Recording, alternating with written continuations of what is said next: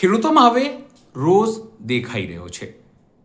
ખેડૂતો ક્યાંક વીજળીના થાંભલાના કારણે તો ક્યાંક ગેસના કારણે, ગેસની લાઇનના કારણે પરેશાન છે, આંદોલન કરી રહ્યા છે. સરકાર પોલીસના દમ ઉપર કામ કરી રહી છે. ખાનગી કંપનીઓને સરકાર ભાડુંથી પોલીસ આપી રહી છે. ખેડૂતોમાં નારાજગી છે, ત્યારે જામનગરમાં હવે ખેડૂતો ભેગા થવાના છે, આવેદનપત્ર આપવાના છે અને કહેવાના છે કે સરકારે જે 2 ગણા વળતરની વાત કરી છે તે તેમને નામંજૂર છે. એવા જ આગેવાન નિલેશ પટેલ છે. તેઓ ખેડૂત અધિકારો માટે, ખેડૂત પર થતા અત્યાચારો માટે બોલતા રહ્યા છે, ત્યારે તેઓ પણ ત્યાં પહોંચવાના છે અને મોટી સંખ્યામાં ખેડૂતો આવે તેની વાત કરી રહ્યા છે. નમસ્કાર, હું છું ચિંતામણી પુત્ર નિલ પટેલ. સ્વાગત છે આપણા મારા કાર્યક્રમમાં. આવો સાંભળીએ નિલેશ પટેલ શું કહી રહ્યા છે. જય જવાન જય કિસાન મિત્રો, આપણે જે ખેડૂતોનું અત્યારે આંદોલન હાલે છે વીજ પોલની સામે, એમાં જામનગર જિલ્લાની અંદર પણ ખૂબ મોટી સંખ્યામાં વીજ લાઈનો નીકળે છે અને ઘણા ખેડૂતોને આ રાક્ષસી વીજ લાઈનો પોતાના ખેતરની અંદર નીકળે છે.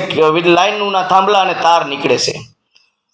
તો આવા સંજોગોની અંદર, આવા સમયની અંદર બધા ખેડૂતોએ એક નક્કી કર્યું છે કે 31/7/2024 અને શુક્રવારે વિરલબાગથી જામનગરના કલેક્ટરશ્રીને આવેદનપત્ર આપવા માટેની એક રેલીનું આયોજન કરેલું છે.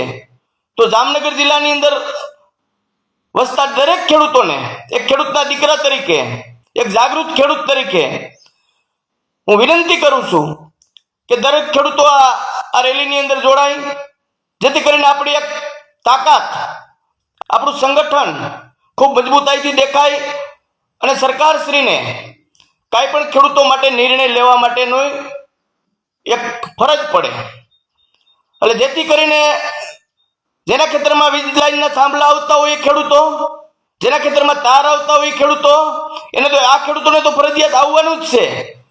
પણ જેમ આપણે દીકરો પરણતો હોય ને કેમ મામા માસીના કાકા કુટુંબના ને ફઈબાના દીકરાને આમંત્રણ આપતા હોય, એવી રીતે આપણા સગા સંબંધી મિત્ર મંડળોને બધાને આમંત્રણ આપો.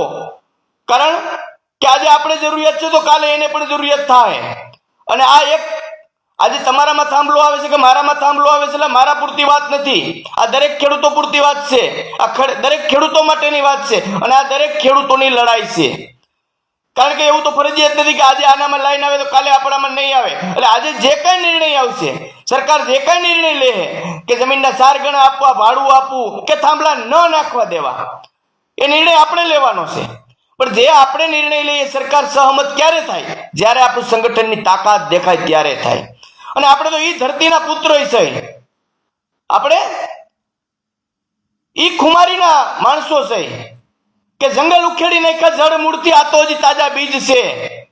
ડગમગાવી દીધા મેરુ સમાન ડુંગરાને, ખેડી નાખ્યા ખેતર, તો આ હું સીજ છે.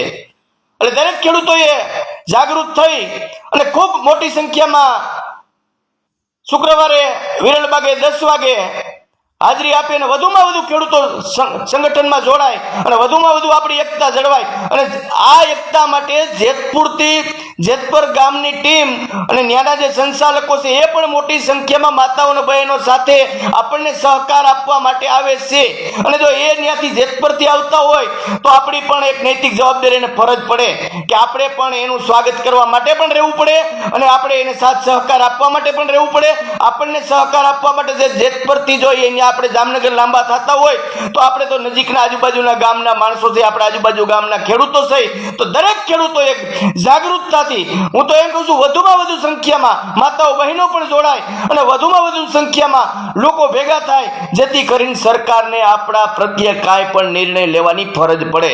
જય જવાન જય કિસાન. આ વિડીયો વધુમાં વધુ શેર કરજો અને દરેક ખેડૂત સુધી પોતે એવી મારી નમ્ર વિનંતી છે.